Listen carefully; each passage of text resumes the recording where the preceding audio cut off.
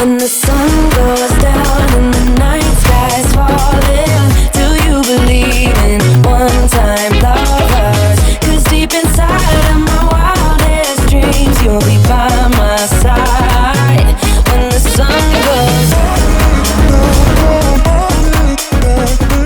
down. This is just a sample of the Sony FX3's capabilities. We'll get into more at the end of this video. Hi, I'm Courtney Hill, Director of Video Production for Samy's Camera, and I'm super excited to have the opportunity to introduce Sony's new entry-level cinema camera, the FX3.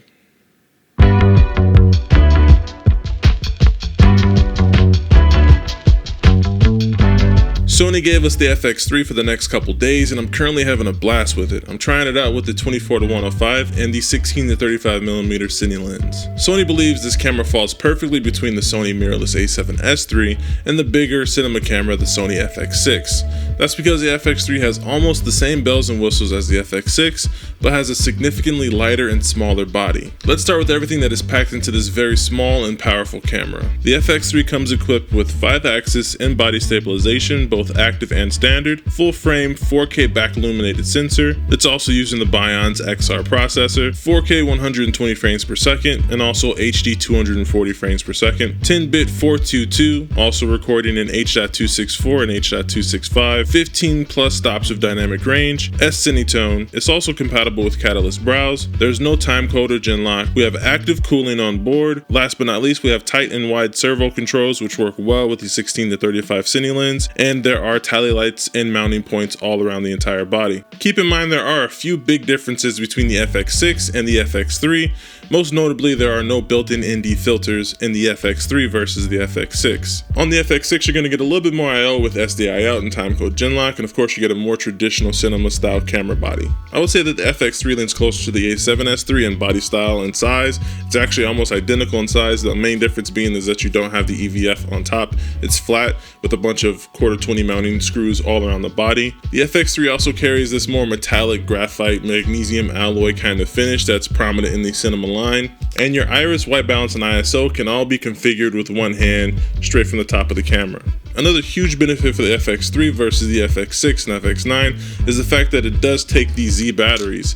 These are much more widely available and also cheaper, and they last for a lifetime. This camera has been built and designed for filmmakers who need light and mobile tools that don't sacrifice image quality. This camera is perfect for cinema creators doing documentary work and narrative productions. One of the most exciting aspects of this camera is its capabilities in low light. I took the FX3 out to Venice right at sunset for the Electric Light Parade, which might be LA's least known but most beloved traditions. The Light Parade happens every Sunday on the world famous Venice Boardwalk. The parade normally attracts about 100 people who are able to social distance and enjoy a night out on their glimmering and glittering bikes. Let's take a look at how the FX3 performed.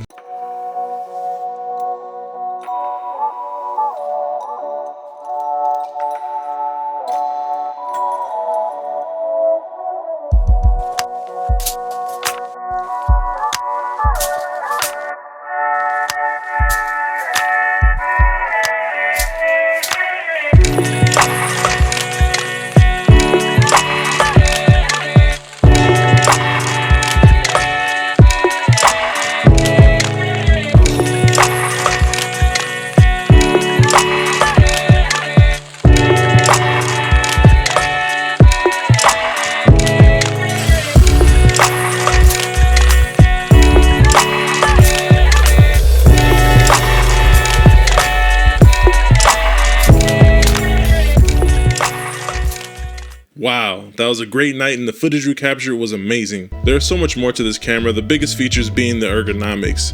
I found it extremely easy to maneuver all throughout the parade and capture these amazing shots. I think this would be the perfect camera for anyone looking to jump into Sony's cinema line. But don't take my word for it, come into one of our Samys Southern California retail centers and see it for yourself, or go online at samys.com for all the details. And remember to like, comment, and subscribe to Samy's Camera for all of your equipment and online learning videos, because Samy's is so much more than a camera store.